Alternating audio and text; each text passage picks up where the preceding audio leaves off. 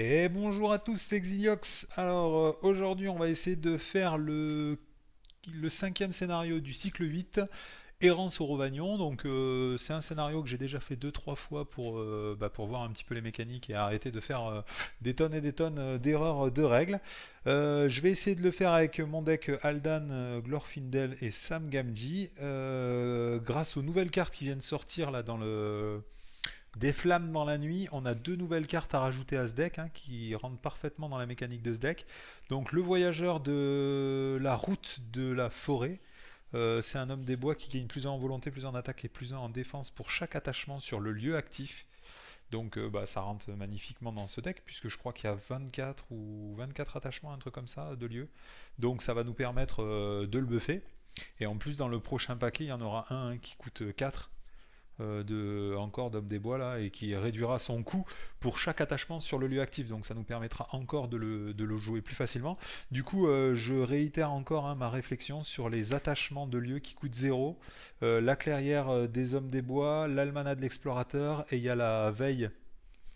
Veille infranchissable, inaltérable, je sais plus, un truc comme ça. C'est tous les attachements qui coûtent 0 qui vont se mettre sur le lieu actif, donc qui vont buffer le voyageur de la route de la vieille forêt, qui vont permettre à Aldan d'aller en quête, qui vont nous permettre d'épurer le deck au fur et à mesure, donc ça c'est très fort. Et ensuite on a eu Orchrist, comme dans ce deck là je pioche énormément de cartes, j'essaie de jouer la combo de tous les attachements prochés avec le groupe de chasse, donc Orchrist ça nous permet d'augmenter l'attaque des différents personnages du deck, donc on va essayer de le jouer. Pour rentrer, je vais rentrer deux Orchrist et deux voyageurs de la route de la forêt. J'ai viré l'Arkenstone, puisque j'ai pas beaucoup de personnages qui sont nommés, du coup ça me génère pas beaucoup d'augmentation de volonté. C'est pareil, j'ai remarqué que j'avais beaucoup trop de cartes connaissances, du coup pour les payer c'est un peu compliqué. Du coup j'ai viré un Mamlung et un Ganburugan pour rentrer les deux voyageurs de la vieille forêt. Et j'ai viré aussi Asphalot, puisqu'en fait les deux seules fois où j'ai pu le jouer il m'a servi à rien du tout. Donc j'ai viré ces deux cartes là pour rajouter Orchrist, enfin deux Orchrist. Et ensuite, j'ai rajouté un défricheur du Neudin, parce que ça m'est arrivé plusieurs fois durant mes parties de test de voir que j'avais pas de lieu dans la zone de cheminement et c'est un peu pénible. Donc je vais essayer, voilà, donc maintenant le deck il fait 51 cartes. Hop, alors c'est un essai, hein, parce que je suis pas absolument sûr de pouvoir passer ce scénar là. C'est un scénario qui est super long. Je l'ai fait plusieurs fois. Le gobelin il arrête pas de se barrer, c'est un peu pénible. Bon, enfin. Allez, on va commencer immédiatement.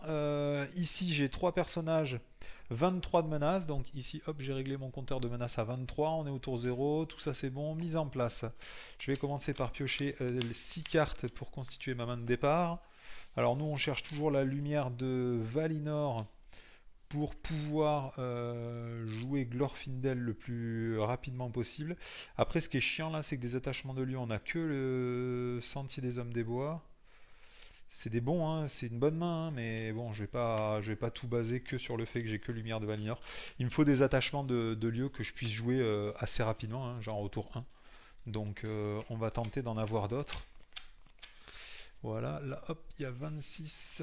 Alors qu'est-ce qu'on a? Voilà, là c'est beaucoup plus juteux. Ouais, c'est carrément plus juteux, donc c'est cool ça. On va garder. De toute façon, j'ai pas le choix. Je suis obligé de la garder.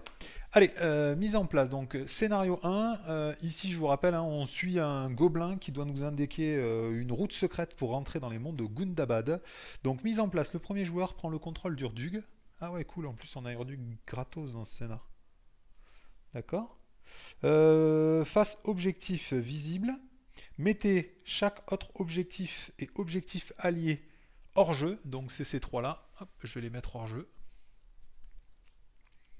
Mélangez le deck de rencontre et défaussez des cartes du sommet jusqu'à ce que X lieu ait été défaussé, X étant le nombre de joueurs. Voilà. Ouh, lande grise c'est pénible parce que ça fait ça déclenche des cartes traîtrises, c'est super pénible. Et en plus j'ai viré un troll de pierre, donc ça c'est cool. Alors, mélanger le deck rencontre jusqu'à défausser, ça j'ai fait. Placer chaque lieu défaussé dans la zone de cheminement, voilà c'est bon. Ensuite on retourne. Donc, on ne peut pas placer de marqueur de progression sur les lieux dans la zone de cheminement. Forcé, quand le lieu actif est exploré, si le premier joueur contrôle Urdug, passez à l'étape 2A, prise au hasard. Allez, on va commencer immédiatement le premier tour. Je pioche... Non. Je gagne une ressource avec chaque personnage. Il faut vraiment que je prenne l'habitude de le faire avant. Parce que j'ai remarqué, en regardant les vidéos, que poussé par la folie d'avoir des nouvelles cartes dans ma main, des fois j'oublie de mettre mes ressources. Yes, un ancien Matom, c'est cool. Alors, qu'est-ce qu'on va faire? Donc déjà pour une énergie, on va jouer Lumière de Valinor sur Glorfindel. Ensuite, pour une connaissance, je vais mettre Pierre Elfique sur ce lieu. Ok, Gimli il est sentinelle et guerrier. Tiens, j'avais pas vu, mais comme Gimli est sentinelle et guerrier, je peux aussi lui mettre le Aubert, puisque ça t'attache au guerrier. Du coup, il passe à 3 en défense, 4 points de vie, c'est pas mal. Ok, bah, je peux rien faire d'autre pour l'instant, donc je vais passer à la phase de quête. Donc là, dans la zone de cheminement, alors je vais relire vite fait la lande grise.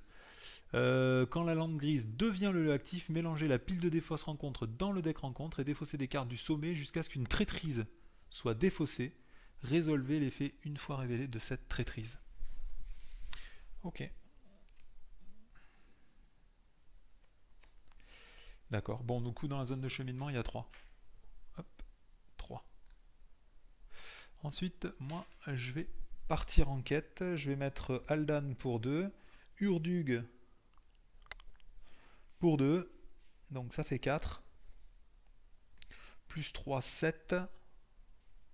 Urdug, il fait quoi comme effet? Si aucune rencontre n'est attachée à Urdug, le premier joueur gagne le contrôle d'Urdug, immunisé aux effets des cartes joueurs. Si Urdug est détruit, les joueurs ont perdu la partie. Ok, bon bah je vais aussi y aller avec Sam, parce que s'il y a un ennemi, j'ai de fortes chances de pouvoir me redresser.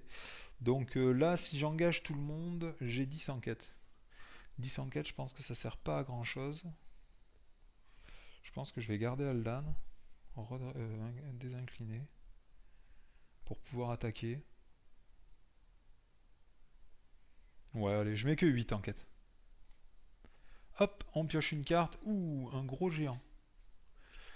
Il engage à 44 et il a 2 de menace. Il tape à 5. Hein. Lui, c'est un sacré porc. Ok, du coup, je fais un succès de quête de 3. Qu'est-ce que c'est ces pions là? C'est quoi le bordel? Voilà, hop, 3 pions sur la quête. Succès de quête. Hop, on va mettre ça là, ça là et ça là. Allez, phase de voyage, je vais tenter de voyager vers la lande grise. Quand on voyage vers la lande grise, enfin pardon, quand il devient le lieu actif, il faut défausser des cartes jusqu'à ce qu'il y ait une carte traîtrise. Alors, ici, si le premier, alors une fois révélé, le premier joueur perd le contrôle d'Urdug, puis attache à un lieu dans la zone de cheminement en tant qu'objectif protégé. Si ce n'est pas possible, ajoutez 5 au total de menaces de la zone protégée jusqu'à la fin de la phase. Dans tous les cas, retirez des parents douces de la partie. Ah bah c'est cool, puisque bah, là, du coup, c'est pas possible de l'attacher dans un lieu dans la zone de cheminement. Du coup, j'augmente de 5 la menace dans la zone de cheminement jusqu'à la fin de la phase, mais là, on est en phase de voyage, hein. Du coup, c'est pas super grave. Donc ça, c'est plutôt sympa. Je vais pas engager lui pendant la phase de rencontre, et on va passer directement à la phase de restauration. Je redresse tout le monde. J'augmente de 1 ma menace, je passe à 24, c'est la fin du tour 1, on passe au tour 2.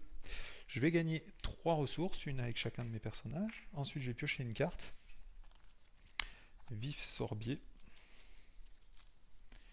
Alors, je vais payer une ressource énergie et je vais coller un ancien Matom sur la lande grise. Donc la pierre elfique, elle augmente de 1 pour explorer ce lieu. Donc du coup, il faut 5. Alors moi, je me dis qu'on va pas se presser, on va gagner du temps. Là, il y a 2 dans la zone de cheminement. On passe en phase 4, hein, bien sûr. Pour explorer ce lieu, il faut 5. 4 de base plus 1 pour la pierre elfique. Du coup, je pense que je vais essayer de faire un succès de quête modéré. Je vais mettre 3 plus 3, 6, 7, 8. 8. Voilà, je vais mettre que 8. Pour l'instant, il y a 2 dans la zone de cheminement, ça ferait un succès de quête de 6. Ouais, bon écoutez, on va essayer. Hein. Je mets que 8. Alors, c'est une terre solitaire. La terre solitaire gagne +2 en menace pour chaque carte face cachée qui est dessous. Tant que la terre solitaire sont dans la zone de cheminement, elle gagne forcé après avoir joué un événement durant la phase de quête. Placez-le sous la terre solitaire. Donc ça, c'est pas le cas. Donc du coup, il y a 4 dans la zone de cheminement. Moi, j'ai mis 8. Je fais un succès de quête de 4. Donc normalement, c'est suffisant pour explorer ce lieu. Mais grâce à la pierre elfique, il y a +1 pour explorer ce lieu. Du coup, il faut 5 pour explorer ce lieu. Il n'est pas exploré. Donc ça, c'est plutôt cool. Comme ça nous donne encore un tour de plus pour se mettre en place tranquillou. Voilà, je vais pas engager lui. On passe à la phase de restauration. Je redresse Sam. Je gagne 1 en menace. C'est la fin du tour 2. On passe au tour 3. Je pioche une carte. Encore une lumière de Valinor. Je gagne une ressource avec chacun de mes personnages. Je vais payer 2. Et je vais sortir Vif Sorbier et je vais le laisser incliner pour l'instant. Ensuite, je vais payer 1 et je vais rejouer encore un ancien Matom sur le lieu actif. Hein, on a droit d'en jouer plusieurs. Hein. Attacher cette carte à un lieu. Quand le lieu attaché est exploré, le premier joueur pioche 3 cartes. Allez, phase de quête. Donc là, pour l'instant, il y a 4 dans la zone de cheminement. Je vais mettre 3, 6, 7, 8. 8. Là, par contre, il faudra être sûr de passer. Est-ce que je ne mettrai pas Urdug en plus? Ouais, je vais mettre Urdug en plus. Du coup, je suis à 10. 10. Dans la zone de cheminement, il y a 4. Maudit 1. Hop. Chaque joueur doit choisir entre soit augmenter de 1 son niveau de menace pour chaque allié qu'il contrôle, soit infliger 1 point de dégâts à chaque allié qu'il contrôle.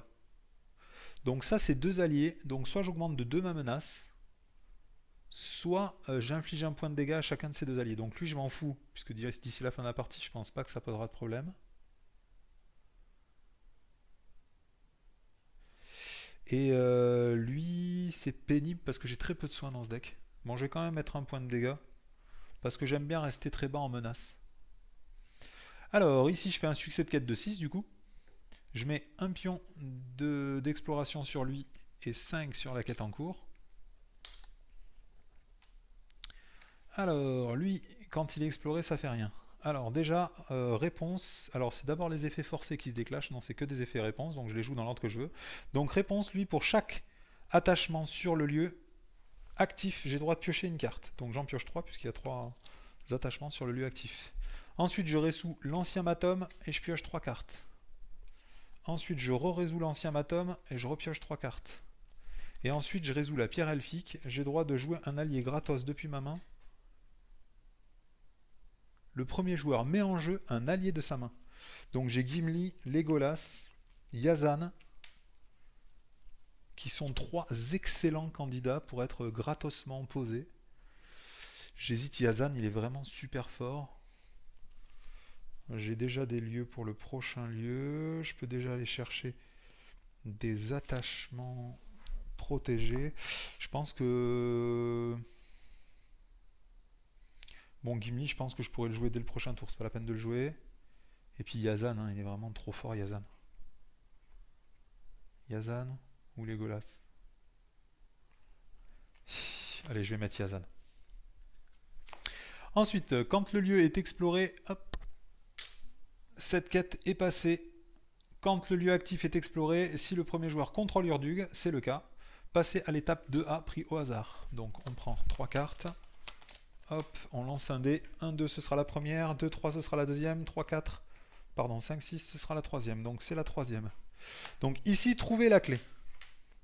Alors, la clé de Durin. Le premier joueur cherche un ravin profond dans le deck de rencontre ou dans la pile de défausse rencontre. Donc là, il n'y en a pas. Un ravin profond. Ravin profond. Et le place dans la zone de cheminement. Et lui attache la clé de Durin. Clé de Durin.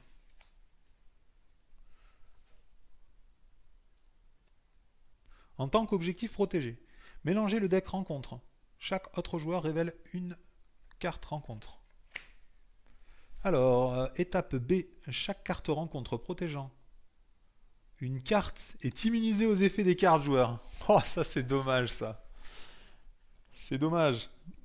Parce que je peux pas jouer mes attachements protégés. En jouant en groupe de chasse, ça ne marchera pas. Forcez, quand les joueurs passent cette étape, retirez-la de la partie. Passez à une étape 2A prise au hasard, si possible. Autrement, passez à l'étape 3A. Et ensuite, les joueurs ne peuvent pas voyager. Donc, je n'ai pas le droit de voyager vers lui. Tant qu'il n'y a pas au moins 5 marqueurs de progression sur cette étape, cette étape ne peut pas être passée que si les joueurs contrôlent Urdug et la clé de Durin. D'accord, bon, ben c'est dommage. C'est dommage, c'est dommage. Phase de voyage, je vais voyager vers lui. Il n'y a pas d'effet voyage tant que est dans la zone de cheminement. Ok, donc ça c'était pour pas jouer des événements pendant la phase de voyage. Ok, bon, tout ça c'est bon. Ensuite, lui, il attaque à 5. Je pourrais pas le tanker pour l'instant. Du coup, je pense que je vais le laisser là. Eh, j'ai encore une pierre elfique. Oh, c'est fade ce deck. Je vais rien faire d'autre. Là, il y a quoi comme effet? Tant que le trajet est dans la zone de cheminement, les lieux de la zone de cheminement ne peuvent pas recevoir plus de 1 marqueur de progression par tour. Trajet. Le premier joueur doit soit incliner Urdug, soit augmenter de 2 la menace de chaque joueur pour voyager vers ce lieu. D'accord. Donc, on va passer en phase de restauration. Je vais redresser tout le monde. Ensuite, je vais augmenter de 1 ma menace, je passe à 27. C'est la fin du tour 3. On passe au tour 4. Je gagne une ressource avec chacun de mes personnages. Je pioche une carte, une réserve de rôdeur. Alors, qu'est-ce qu'on joue? Bon, comme vous le voyez, j'ai beaucoup de cartes en main. On a droit de jouer qu'une seule clairière des hommes des bois. Donc, je vais jouer une clairière des hommes des bois sur ce lieu. Voilà. Après, je vais jouer une clairière des hommes des bois sur ce lieu. Voilà. Ensuite, j'ai une pierre elfique et une réserve du rôdeur. Donc soit je joue la réserve du rôdeur, soit je joue Gimli maintenant. Moi je préfère jouer Gimli. 1, 2, 3 et 4. Je vais jouer Gimli directement en payant 4. Voilà. Ensuite je vais payer une ressource connaissance pour jouer une pierre elfique. Attacher cette carte au lieu actif. Celui-ci gagne +1 en valeur d'exploration. Quand le lieu attaché quitte le jeu en tant que lieu exploré. Donc ça c'est toujours le même que tout à l'heure. La question c'est, oh bah si je vais quand même le jouer, hop, je vais payer 1 et je vais jouer ancien matum. Donc là en plus j'ai pendentif de Girion hors Christ, donc au prochain tour je vais pouvoir encore me gaver. La question c'est est-ce que je sors le défricheur du Neudin ou pas? Ça c'est cool, c'est assez cool le défricheur du Neudin. J'ai beaucoup en volonté déjà, ça vaudrait le coup. Hein. Je pense que je vais le sortir. Défricheur du Neudin. Je pioche les 5 premières cartes. Non, je regarde les 5 premières cartes. Quand le défricheur du Neudin entre en jeu, cherchez un lieu non unique parmi les 5 premières cartes du deck rencontre. Donc il n'y en a qu'un seul, il est non unique. Ok, ensuite qu'est-ce qu'il faut faire? Et placez-le dans la zone de cheminement. Si aucun lieu n'entre en jeu par cet effet, défaussez le défricheur du Neudin. Mélangez le deck rencontre. Alors on le place dans la zone de cheminement, du coup on ne résout pas ses effets une fois révélés. Par contre, je pense que maudit il doit être quand même révélé, hein, je pense. Hein. Je pense que le maudit, bon dans tous les cas on va le faire, hein. Il y a maudit 1 sur les pentes de l'érée de Mitrine. Quand les joueurs voyagent vers les pentes de l'érée de Mitrine, le premier joueur peut redresser un personnage qu'il contrôle. C'est fort ça. Allez, on va passer à la phase de quête.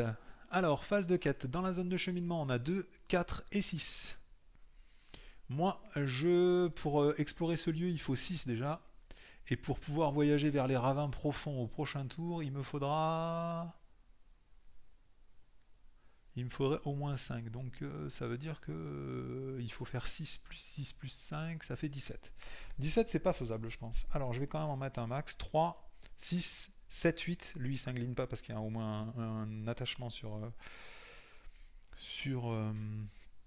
le lieu actif, donc ça fait 8, 9, 10, 11, 12, 13, 14, 15, 16.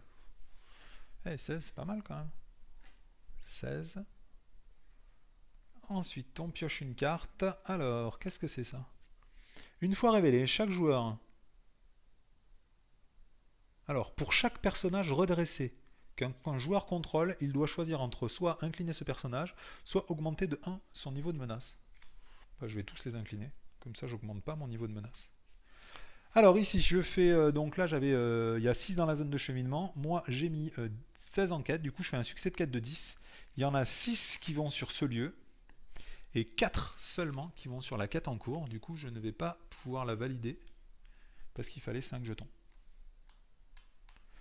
Alors, quand ce lieu est exploré, pour chaque attachement, je pioche une carte. Donc là, il y en a 3 grâce à la compétence d'Aldan. Je pioche 3 cartes. Ensuite, on va les résoudre les uns après les autres. Ancien Matom, je pioche 3 cartes. Clairière des Hommes des Bois, je baisse de 3 ma menace, je passe à 25. Et ensuite, la pierre elfique. J'ai droit de jouer un personnage gratos depuis ma main. Donc soit je joue lui parce qu'il est difficile à jouer, soit je joue Yazan parce qu'il est aussi difficile à jouer. Je pense que je vais jouer Yazan. Non, pas Yazan, Joubaïr. Soit Joubaïr, soit Legolas. Pour défendre contre le gros, là, c'est bien un Joubaïr. Je pense que je vais mettre Joubaïr gratos. Hop, et celui-là, il est exploré. Ensuite, on va passer à la phase de voyage. Phase de voyage, bah lui, j'ai pas le droit de voyager puisqu'il faut 5 lieux, j'ai pas. Donc je vais voyager directement vers lui. Et quand on voyage vers lui, le premier joueur peut redresser un personnage qu'il contrôle. Voilà. Allez, phase de restauration. On redresse tout le monde. Je passe à 26 de menace. C'est la fin du tour 4, on passe au tour 5. Je pioche une carte et je gagne une ressource avec chacun de mes personnages. Alors, on va commencer par jouer des attachements. Durant cette quête, c'est tout... Chaque carte rencontre protégeant une carte est immunisée aux effets des cartes joueurs. Donc, ah oui, tiens, d'ailleurs, quand elle est immunisée aux effets des cartes joueurs, je me demande si elle gagne un point de quête du coup. La carte d'avant. Je crois que quand elle est immunisée aux effets de cartes, avec la pierre elfique, elle ne gagne pas plus 1 en quête. Du coup, j'aurais eu 5 pions d'exploration sur cette quête. Bon, bah tant pis. On dira qu'on voyageait vers les pentes parce qu'on préférait. Allez, je vais commencer par mettre une réserve du rôdeur sur cette carte-là, attachée à un lieu, pour une ressource. Commandement. Ensuite, je vais, pour 0, mettre un almanach de l'explorateur sur ce lieu aussi. Et puis je peux rien jouer d'autre. J'ai plus de thunes. Enfin, c'est pas que j'ai plus de thunes, mais j'ai pas assez de thunes. Allez, phase de quête. Dans la zone de cheminement, il y a 4. Moi, je vais mettre... je vais mettre 2, 4, 6, 8, 10, 16. Je mets 16 en quête. Par contre, je crois qu'il faut incliner Sam pour aller en quête quand même. Ah, c'est le fameux lieu de l'espace. Alors, X est le nombre de personnages contrôlés par le joueur qui en a le plus. 1, 2, 3, 4, 5, 6, 7, 8, 9. 9, du coup, il y a 13 dans la zone de cheminement. Donc, il a fait 10. 10 plus 4, ça fait 13. Non, 10 plus 3, ça fait 13. Du coup, je fais un succès de 4 de 3. Malheureusement, il fallait 4 pour explorer ce lieu. Du coup, je ne vais pas l'explorer. Ah si, parce que c'est vrai que lui, il a comme quête action incliner un personnage que vous contrôlez pour diminuer de 1 la menace des collines. Du coup, je peux très bien incliner par exemple Yazan. Et lui, du coup, au lieu d'avoir 9 en menace, il a plus que 8 en menace. Du coup, je fais un succès de quête de 4. Bah, je peux même incliner Joubaïr pour faire un succès de quête de 5. Du coup, je mets 4 marqueurs d'exploration sur cette quête et 1 sur ce lieu et 1 sur la quête. Du coup, ce lieu est exploré. Grâce à l'effet d'Aldan, j'ai le droit de piocher 2 cartes parce qu'il y avait 2 attachements sur le lieu actif. Cet effet de carte ne fait rien du tout, mais celui-là, par contre, me fait gagner une ressource avec chacun de mes personnages. Phase de voyage. Alors, soit je me retape celui-là, soit je vais voyager direct vers la clé. Est-ce que j'ai un attachement de lieu? J'ai pas d'attachement de lieu. Non, mais ces collines là, c'est tellement moche, il faut les virer de suite. Allez, tant pis, je voyage vers les collines, il n'y a pas d'effet voyage. Ok. Donc par contre, pour l'explorer, il faudra 9, ça va être super long. Phase de restauration, on va redresser tout le monde, toujours. Hop. On augmente de 1 ma menace, je passe à 27. C'est la fin du tour 5, on passe au tour 6. Je pioche une carte et je gagne une ressource avec chacun de mes personnages. Alors, j'ai Arwen, donc ça c'est cool. J'ai le Aubert pour buffer lui. J'ai la sentinelle. J'ai même l'intendant des maisons de guérison. Donc je vais payer 2 et je vais jouer Arwen. Ensuite je vais payer une ressource pour mettre une réserve du rôdeur sur la colline des terres sauvages. Comme ça Aldan ne s'inclinera pas pour aller en quête. Ensuite je vais payer 2 et je vais jouer un intendant des maisons de guérison. Voilà. Et ensuite je vais payer 1. Je vais jouer un réfugié sylvain. Je vais incliner de suite l'intendant des maisons de guérison, comme ça m'évitera de l'incliner pendant la phase de quête, et puis s'il meurt, il aura soigné. Ah, par contre, à la place de l'intendant des maisons de guérison, j'aurais pu jouer lui. Mais bon, tant pis. Allez, phase de quête. Donc là, il y a 4 dans la zone de cheminement. Pour explorer ce lieu, maintenant, il me faut beaucoup, puisque j'ai sorti beaucoup d'alliés comme un gros attardé. 1, 2, 3, 4, 5, 6, 7, 8, 9, 10, 11, 12. Il faut 12 pour explorer ce lieu, plus 4, il faut au moins 16. Donc je mets 3, 6, 7, 8, 9, 10 et je mets 1 de défense. Ah oui, tiens, d'ailleurs, j'aurais pu payer 1 pendant la phase de truc pour mettre un Aubert sur Joubaïr. Ça, on a droit de le faire. Puisque Joubaïr, il est guerrier. Voilà. Alors, du coup, phase de quête. Donc je mets 3, 6, 8, 10. Je mets plus 1 en défense sur Joubaïr et il a sentinelle. Donc 10, 11, 12, 13, 14, 15, 16, 17, 18, 19, 20. Je mets 20 en quête. On tire une carte. Encore un géant. Aïe, aïe, aïe, aïe, aïe. Du coup, je fais un succès de quête de 14. Donc en faisant un succès de quête de 14, ce lieu il est validé. Il fallait combien? 1, 2, 3, 4, 5, 6, 7, 8, 9, 10, 11, 12. 12, donc je mets 12 marqueurs sur lui et 2 sur la quête en cours. Je pioche une carte grâce à Aldan parce qu'il avait un attachement. Et ensuite, je gagne une ressource avec chacun de mes personnages grâce à la réserve de rôdeur. Phase de voyage. Soit incliner Urdug, soit augmenter de 2 ma menace. Ben, je crois que je vais augmenter de 2 ma menace.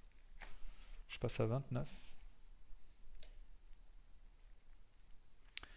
Ok, ensuite, phase... Est-ce que je pourrais le tuer en un tour? C'est possible ça? 6, 9, 10... Ah, il va me manquer un point de dégâts. Le gros standard. Ah, il y a un géant des montagnes qui est rentré en jeu, du coup j'ai droit en réponse de redresser Gimli. Quand un ennemi est révélé du deck de rencontre. Ça, j'ai le droit de le faire. Je vais engager un géant. Il engage à 44 et lui, moi je suis qu'à 29. Du coup, quand j'engage un géant, j'ai droit de redresser Sam Gamgee. Il gagne plus en volonté, plus en attaque, plus en défense. Ensuite, lui, quand le géant des montagnes grises vous engage au combat, défaussez les 5 premières cartes de votre deck. 2, 3, 4, 5. Défaussez les 5 premières cartes, répartissez entre les personnages que vous contrôlez des dégâts égaux au nombre d'alliés ainsi défaussés. Il n'y a pas d'alliés. Allez. Ensuite, je vais... Alors, il faut lui attribuer une carte d'ombre. Je vais défendre avec Joubaïr. Quand on incline Joubaïr pour défendre, on peut défausser une carte d'un ennemi non unique et encore face cachée. Donc je vais défausser cette carte. Et il va aller mieux. Parce que c'était une meute de warg. Il attaque à 5. Moi je défends à 4 plus 1 grâce à Arwen. Plus 1 grâce au Aubert. Du coup je défends à 5. Je prends pas de points de dégâts. Ensuite je vais attaquer. Je vais attaquer avec Gimli pour 2. Yazan pour 3. Donc ça fait 5. Plus 6, ça fait 11, plus 2 de plus, ça fait 13. Yazan, quand je l'engage, j'ai le droit de mettre 1 point de dégâts à un ennemi en jeu. Ensuite, lui, il a 2 en défense, du coup, il prend 11 points de dégâts, et comme il a 11 points de vie, il est mort. Phase de restauration, on redresse tout le monde.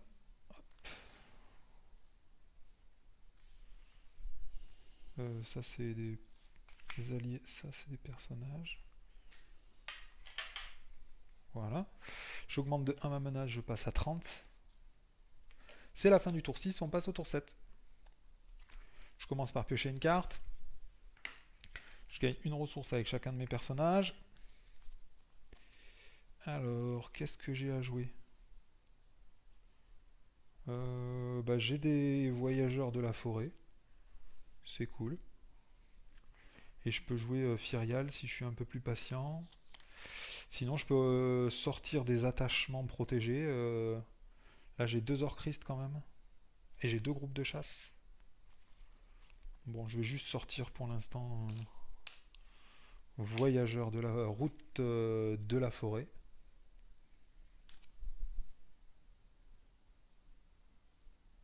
Firial, ça va être compliqué à sortir là, sans le collier de Girion. Allez, phase de quête. Donc dans la zone de cheminement, il y a 2.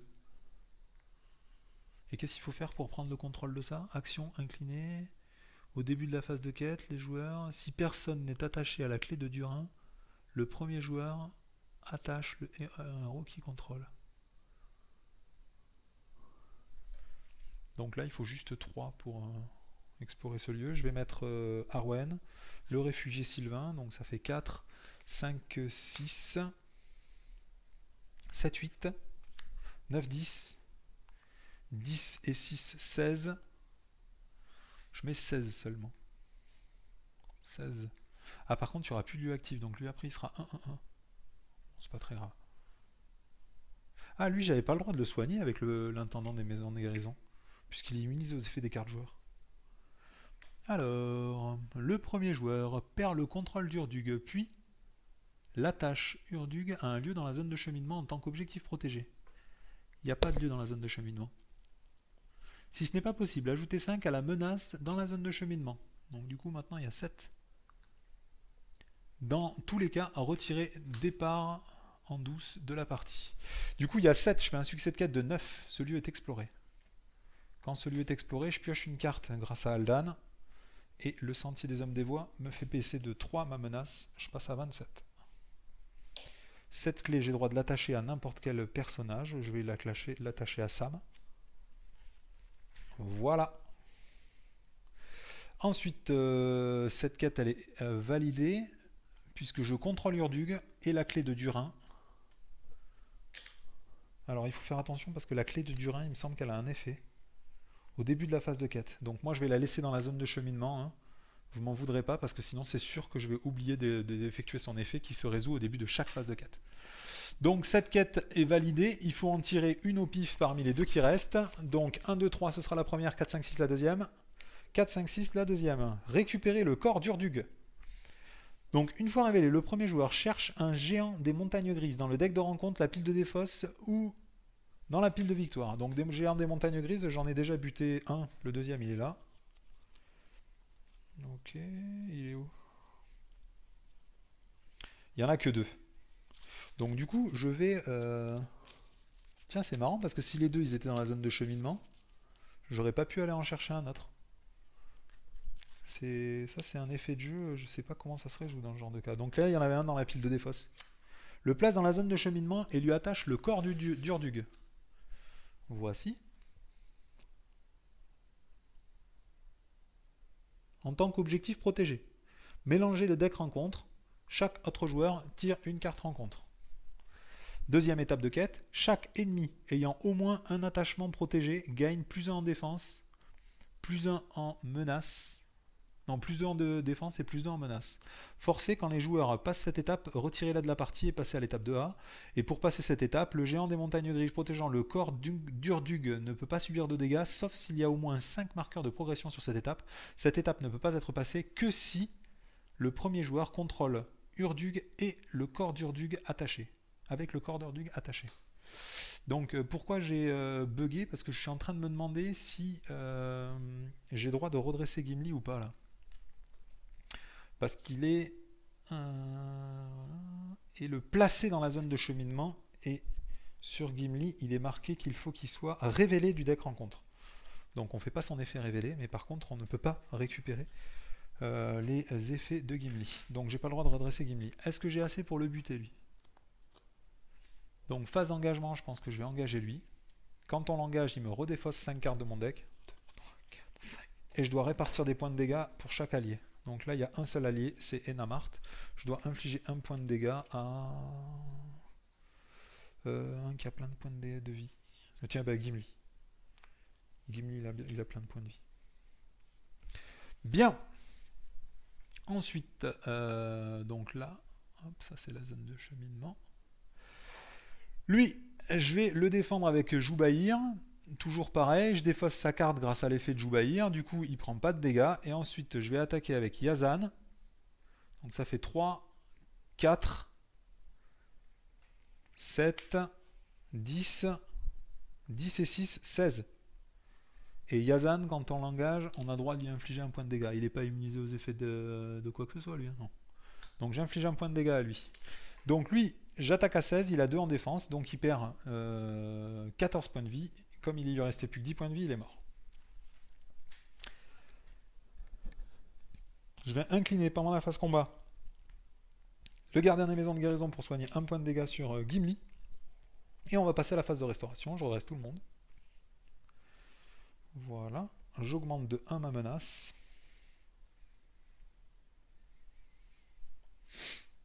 Pardon. Voici.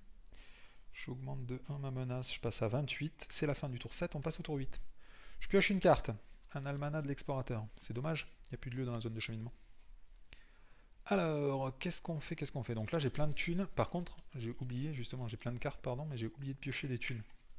Donc là, maintenant, les effets ne sont plus protégés. Donc déjà, je vais payer. Alors, qu'est-ce que je peux jouer? Avec celle-là, je peux en jouer un.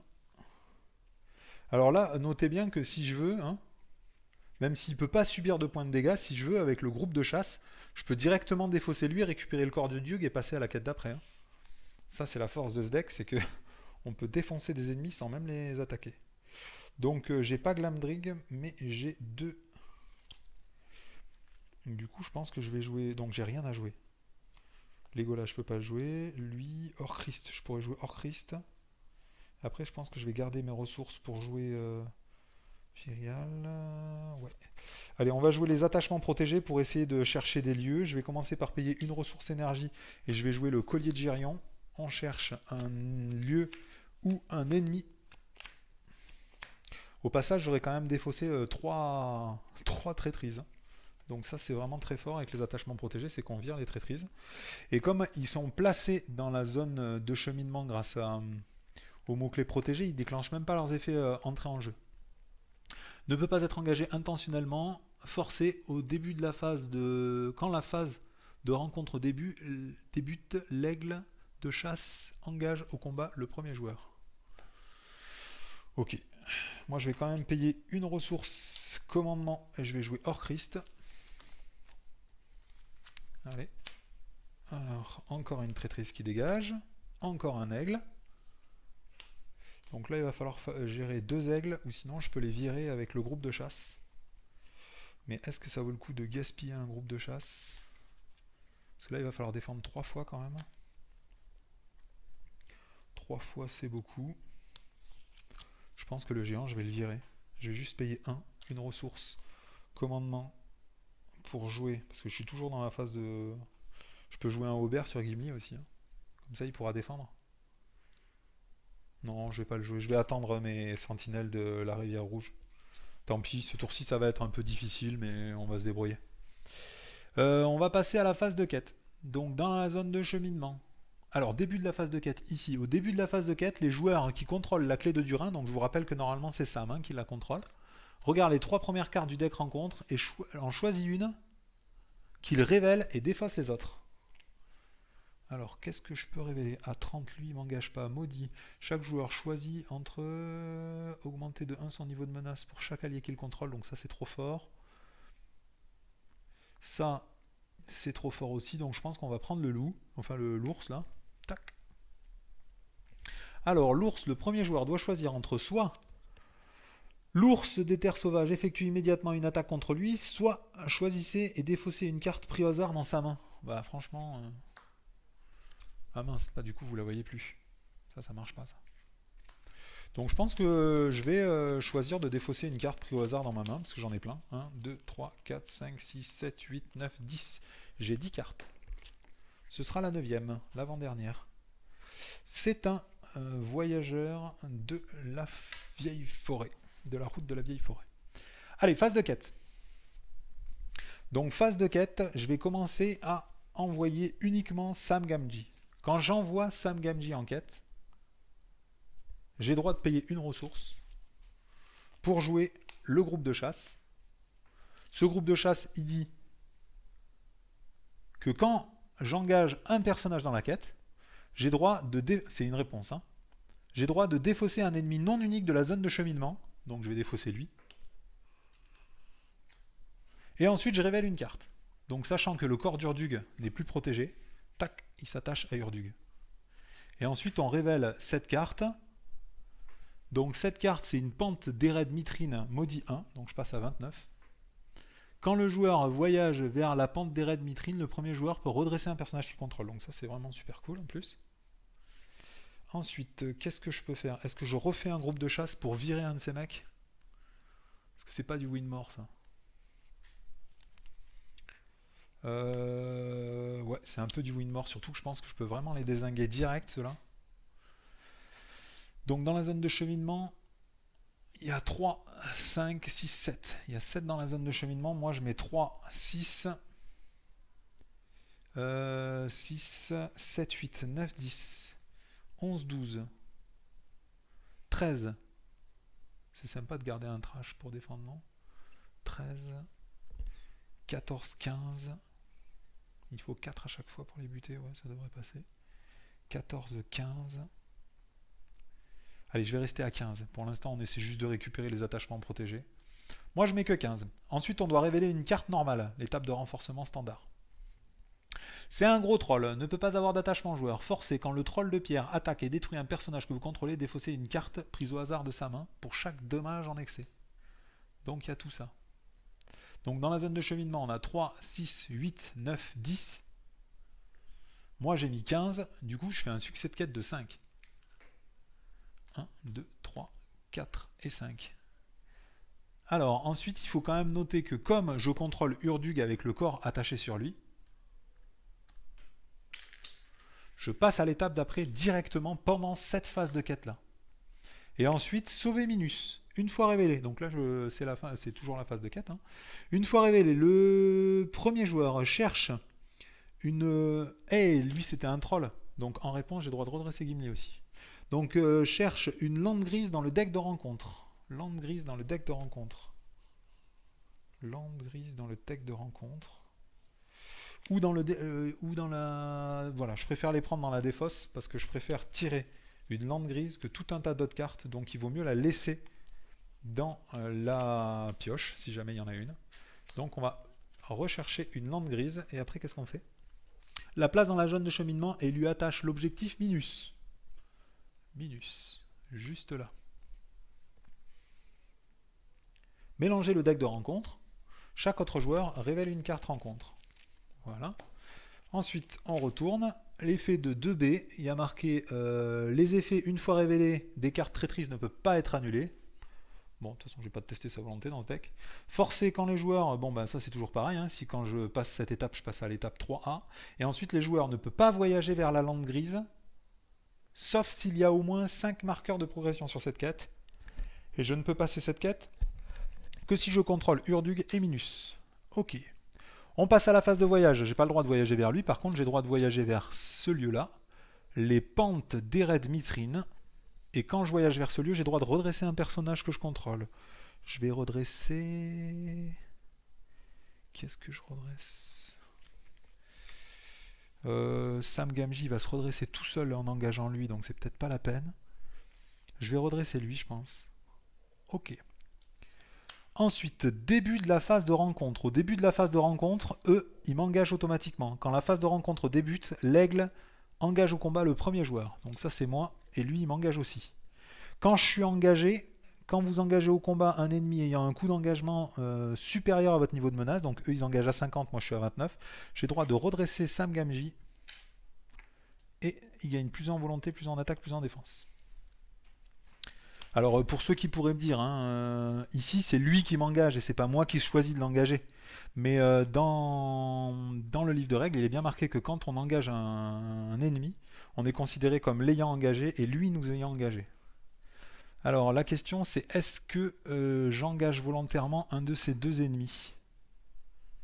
Parce que lui, alors je peux les tuer avec seulement 4 dégâts, donc Joubaïr tout seul il en tue un, eux ils en tuent un deuxième. Pour défendre, je peux défendre avec ces deux-là. Il me faut juste un défenseur pour défendre l'ours, par exemple. L'ours, il attaque à 4. Donc, est-ce que je peux défendre? Lui, il défend qu'à 3. Lui, éventuellement, il peut défendre... Ouais, il peut défendre, lui. Allez, je vais prendre un ours, quand même. Comme ça va nettoyer la zone de cheminement un petit peu. Bien. Allez. Ici, on attribue les cartes ombres. En premier à eux qui ont 50. Ensuite à lui qui a 30. Alors, je vais commencer par défendre l'ours des terres sauvages. Cet ours des terres sauvages, je vais le défendre avec Joubaïr. Au moment où il défend, je vais choisir de retirer la carte ombre, n'importe quelle carte ombre, donc je vais retirer celle-ci. Alors lui, il défend à 5 et il a 4 points de vie. Il n'y a pas d'effet d'ombre, du coup il perd pas de points de vie. Ensuite, il faut quand même défendre lui. Lui, il attaque à 3, je vais le défendre avec Sam Gamgee qui défend que à 2. Donc il prend 1 point de dégâts puisqu'il n'y a pas d'effet d'ombre sur cette carte. Je l'ai défendu avec Joubaïr. Et ensuite, il faut que je décide avec qui je défends la dernière attaque. Donc je pourrais défendre avec Glorfindel, parce que Glorfindel, il défend, enfin, il a beaucoup de points de vie. Sinon, avec Gimli. Je vais défendre avec Gimli, je pense. Donc je défends avec Gimli qui a 2 en défense. Il n'y a pas d'effet d'ombre, donc il attaque à 3. Gimli prend 1 point de dégâts. Je vais directement incliner l'intendant des maisons de guérison pour soigner 1 point de dégâts sur Gimli et sur Sam. Mes 2 défenseurs de ce tour-ci qui sont pas forcément faits pour ça. Ensuite, il faut bourrer. Alors, comment est-ce qu'on bourre? Ici, avec Yazan, j'attaque et j'inflige 1 point de dégâts à lui. Et j'attaque aussi avec le voyageur de la route de la vieille forêt. Ah oui, est-ce que j'aurais pas des dégâts excédentaires? Parce qu'autant les mettre au troll dans ce cas-là. Moi, je pense que je peux fraiser tout le monde. Là, 6, je peux tuer lui. Ensuite, là, je peux tuer un des mecs là. Et là, je peux tuer un des mecs. Donc, je vais commencer à attaquer avec Urdug. Le corps de chasse, il fait que quand Urdug attaque, défausser la première carte du deck rencontre et ajouter la menace de cette carte à l'attaque d'Urdug. Donc, je vais attaquer avec Urdug. Il n'y a pas de menace. Donc là, ça fait 3 plus 3, ça fait 6. L'ours est mort. Ensuite, je vais attaquer avec Glorfindel et Ah non, il faut pas faire ça. Il y a plus malin à faire, je pense encore. Je vais attaquer avec le voyageur des routes de la forêt. Avec Yazan, je vais attaquer cet aigle-là. Je le tue. J'inflige 1 point de dégâts à lui. Et comme lui, il n'est pas protégé, je vais le mettre sur Aldan. Et ensuite, j'attaque avec Orchrist, Aldan et Glorfindel. Et je tue lui. Comme je tue lui... Ah merde, ça c'est mal joué parce que du coup, lui, il a 2 attachements. Ça, c'est plutôt mal joué, je pense. Il vaut mieux mettre Orchrist, je pense, du coup. Ah non, parce qu'il me faut des ressources avec Aldan. J'ai pas d'autres attachements, je pense, à mettre à Glorfindel. Bon, je vais quand même le mettre à Glorfindel, mais c'est pas très malin. Et ensuite, comme je tue un ennemi avec Orchrist, je gagne une ressource. Voilà, donc c'est plutôt un tour assez fat. Ouais, c'est un tour assez fat. J'ai nettoyé quand même 3 ennemis, j'ai récupéré 2 attachements protégés, plein de thunes, et j'ai pris aucun dégât. Donc je pense qu'on est pas mal. Allez, on va passer à la phase de restauration. Je redresse tout le monde. Hop. Tac. Au début de la phase de restauration... Non, là on est toujours dans la phase de restauration. J'augmente de 1 ma menace, je passe à 30. Et après, c'est la fin du tour 8. On passe au tour 9. Je commence par piocher une carte et gagner une ressource avec chacun de mes personnages. 1, 2 et 3. Ensuite, lui, comme il a le collier de Girion, pendant la phase de ressources, j'ai le droit de gagner une ressource supplémentaire. Donc j'ai une ressource de plus. Voilà. Alors, qu'est-ce qu'on fait? C'est bizarre, il me manque une ressource là pour jouer la sentinelle. Alors, de toute façon, je vais jouer l'Almanach de l'explorateur sur les pentes de l'Eren Mitrine. Attaché... Ah non, dans la zone de cheminement. Donc, je suis obligé de le jouer sur les landes des montagnes grises. J'ai pas le droit de le mettre... puisque l'Almanach ne s'attache qu'à un lieu dans la zone de cheminement. Alors là j'ai pile 5 ressources, je pense que je vais jouer Fyrial, parce que c'est soit Fyrial, soit Glamdring, je peux pas jouer les deux. Donc 5, je vais jouer Fyrial.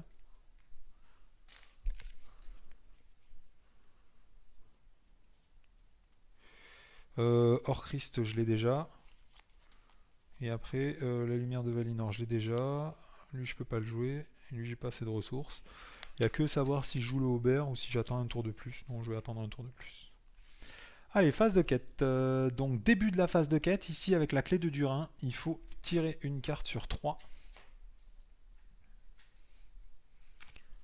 Alors, et ensuite, il faut que j'en révèle une. Bon, le gobelin, il est vraiment méta chiant. Donc, on va pas le jouer. Et quand le premier joueur peut redresser un personnage qu'il contrôle. Donc je vais jouer ça, tant pis, je perds 1 en menace. Et les autres cartes, qu'est-ce qu'on en fait? Et défausse les deux autres. Donc j'augmente de 1 ma menace puisque j'ai révélé ce lieu-là. Ensuite, début de la phase de quête. Donc dans la zone de cheminement, il y a 3, 6, 8. Il y a 8 en menace dans la zone de cheminement. Donc moi je vais commencer par envoyer Fyrial. Quand on envoie Fyrial, j'ai le droit de regarder la première carte. C'est une carte qui est vraiment pas chiante, du coup je vais la laisser. Du coup il y aura 10 en zone de cheminement. Moi il faudrait que je fasse 19. 19, sauf si je choisis de tuer le troll ce tour-ci, mais il vaut mieux que je fasse 19. Donc on va essayer de faire 19. Alors comment est-ce qu'on fait 19 dans ce bordel là? 19, 19, 19. 19 c'est beaucoup. Hein. Donc déjà 3, 6. 6 et 4. 6 et 4, 10, 12, 14, 16, 18, 19. Il fallait faire que 19, hein, j'avais dit. Je pourrais peut-être même tuer le troll ce tour-ci. Et lui, il a compté, je l'ai compté là. 3, 4, 5, 6, 7, 8, 9, 10, 11, 12. 12 et 4, 16. Et 3, 19. Ouais, 19, c'est ça. 19. Je vais juste recompter hein, pour pas faire un fail. Mais là, il y a 2 sur le lieu qui va arriver. Plus 8 dans la zone de cheminement. Il n'y a pas de bonus sur les lieux, non. Non plus, non plus.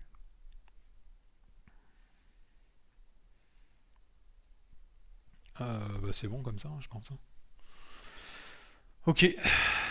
Du coup, hop, on révèle un lieu. C'est une terre solitaire. Donc cette terre solitaire, elle a 2 en menace. Ça fait qu'il y a 10 dans la zone de cheminement. Je fais un succès de 4 de 9.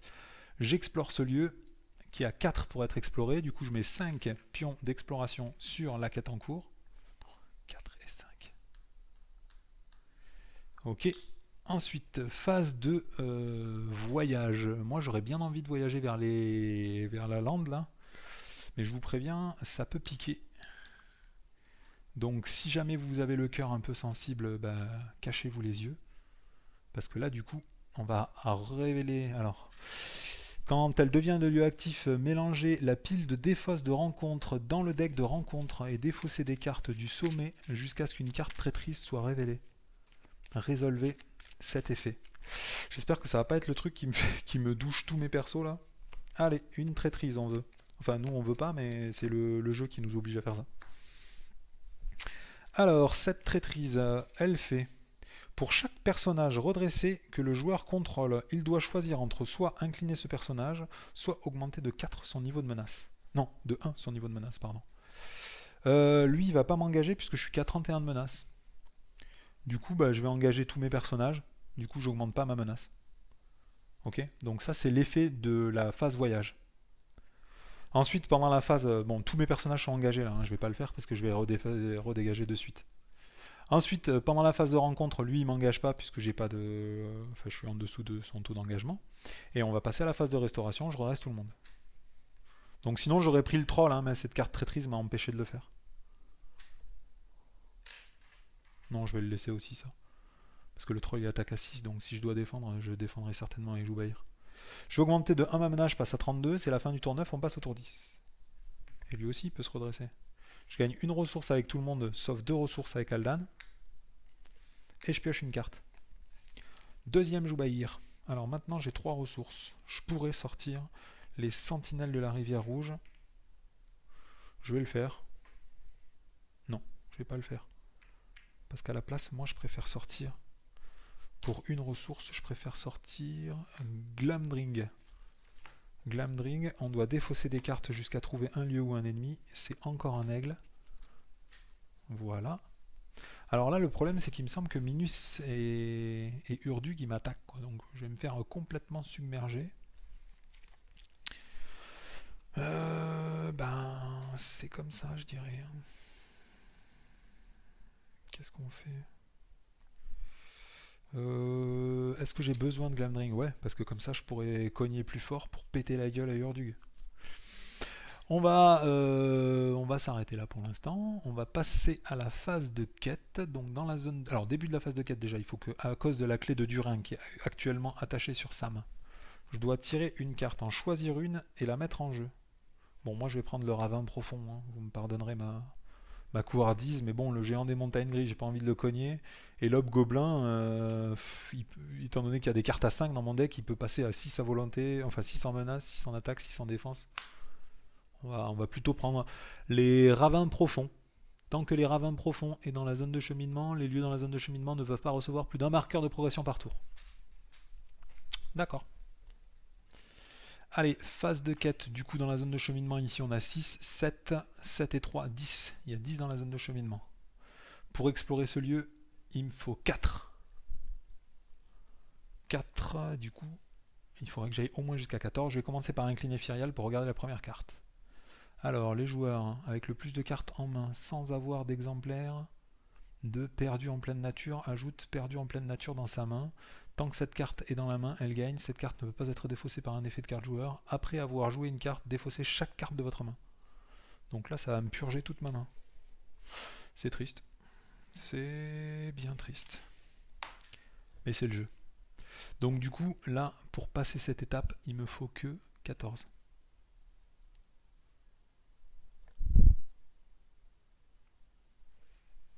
Est-ce que je récupère Glamdring? Non. Est-ce que je défausse toute ma main? Apparemment oui. Parce que là je pourrais jouer le groupe de chasse directement, mais ça voudrait dire qu'il faut que je révèle une carte en plus de la carte que je connais grâce à Firial. Est-ce que je la défausse et que je tente une autre carte? Non, on s'en fout. Non, je vais pas le faire, je vais pas le faire. Je vais pas le faire tout simplement parce qu'il peut y avoir des effets de cartes vachement plus moches. Donc du coup, je sais qu'il va y avoir 14. Donc pour passer celui, il faut juste faire 14. Donc 3, 6, 6 et 4, 10, 10 et 3, 13, 13 et 2, 14. 14, 15 même. Hop, 13 et 2, parce que 13 et 2, ça fait 15. Ça fait 15. Hop, je tire la carte, je pioche cette carte dans ma main. La prochaine fois que je jouerai une carte, je devrais jeter toute ma main. Et d'ailleurs, je peux quand même le faire. Ah non, il faut que je révèle encore une carte. Non, on va pas le faire. Ok, du coup, bah, je fais un succès de quête de 5. Il y en a 4 qui vont sur ce lieu qui est exploré. Grâce à l'effet d'Aldan, je pioche encore... Ah non, je suis pas obligé de le faire. Hein. C'est une réponse. Bah, je vais pas faire l'effet d'Aldan. Je vais pas piocher de carte. Et ensuite, il y a marqué si aucun attachement n'est attaché à Minus, le premier joueur gagne le contrôle de Minus. Du coup, hop, je gagne le contrôle de Minus. À partir de là, je contrôle Urdug et Minus. Et il y a 5 pions de quête sur cette quête. Du coup, elle est explorée. On passe à l'étape 3A. Le premier joueur perd le contrôle d'Urdug et de Minus. Les retourne côté ennemi et les place dans la zone de cheminement. Retirez tous les dégâts posés sur eux. Hop, il bifurque en zone de cheminement. Côté ennemi. Voilà, ensuite, qu'est-ce qui se passe? On ne peut pas placer de marqueur de progression sur cette quête en obtenant des succès de quête. Quand un joueur obtient un échec de quête, il n'augmente pas leur niveau de menace. Au lieu de cela, placez X marqueurs de progression sur cette carte, X étant le nombre qu'ils auraient dû augmenter la menace. Ok. Ensuite, si cette étape a un nombre de marqueurs de progression égal à son point de quête, les joueurs ont perdu la partie.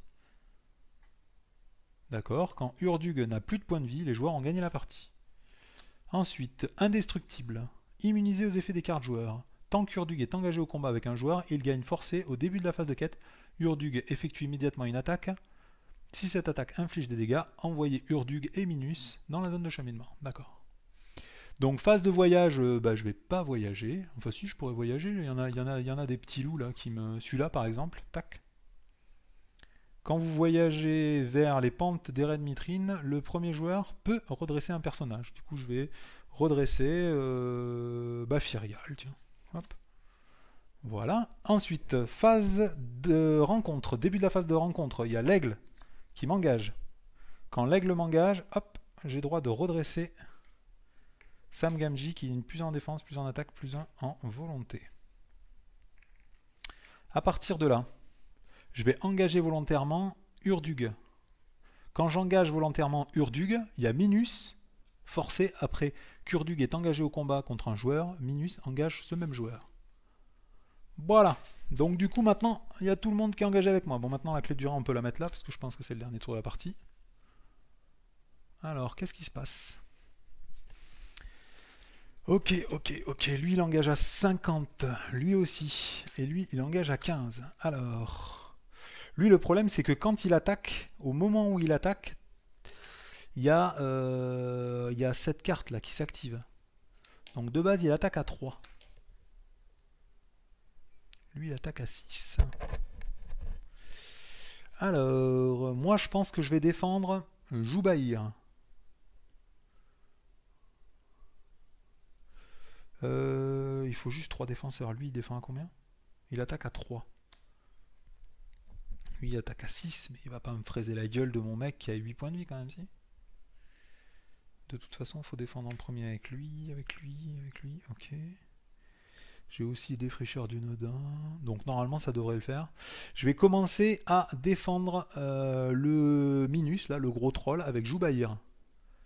Et puis, je vais défausser la carte de lui, de l'aigle de chasse. L'ennemi attaquant gagne plus 1 en attaque. Si cette attaque détruit un personnage, inclinez le personnage que vous contrôlez. Donc Minus, il attaque à 6. Pas d'effet d'ombre. Donc lui, je rappelle, hein, il défend à 3 de base, plus le Aubert 4, plus l'effet d'Arwen, 5. Donc il prend 1 point de dégâts. Ensuite, lui, je vais le défendre avec Sam Gamgee, qui défend à 2. Du coup, il prend 1 point de dégâts. Et ensuite, je vais défendre Urdug avec le réfugié Sylvain. Quand Urdug attaque, je dois défausser la première carte du deck de rencontre.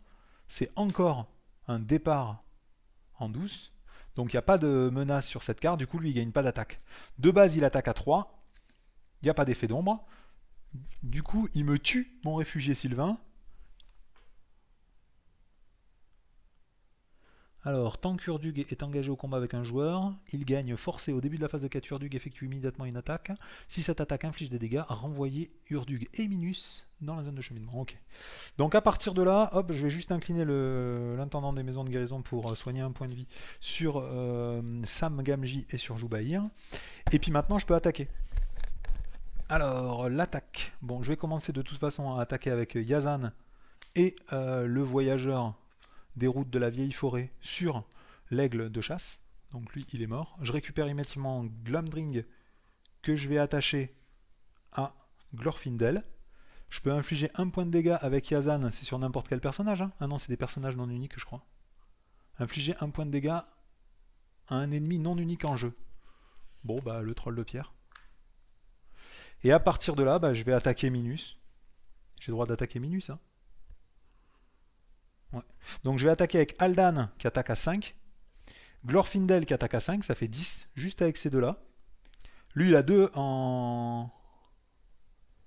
Lui, il a 2 en bouclier, donc il prend 7 points de dégâts. 2, 3, 4, 5, 6, 7 points de dégâts. Et ensuite, il y a marqué, quand Urdug n'a plus de points de vie, les joueurs ont gagné la partie. Voilà, bah écoutez, c'était plutôt sympa. J'adore ce deck, on pioche des tonnes de cartes, c'est vraiment trop festif. Bon, c'est aussi lié au fait que bon, le scénario est pas trop dur, hein. C'est pour ça que c'était un peu la balade. J'ai essayé avec ce même deck de faire le scénario suivant, là, les flammes dans la nuit, et je me suis fait rincer. Mais je me suis fait rincer, quoi. Ça pique, hein. Allez, on va faire un petit point sur le score avant de se séparer. Donc là, il n'y a pas d'ennemis, pardon, il n'y a pas de points de dégâts sur mes personnages. Il n'y a pas de point de victoire dans la pile de victoire. J'ai joué 9 tours entiers, du coup je gagne, enfin j'ai 90 points, plus 32 de menaces, du coup ça fait un score de 122. Voilà.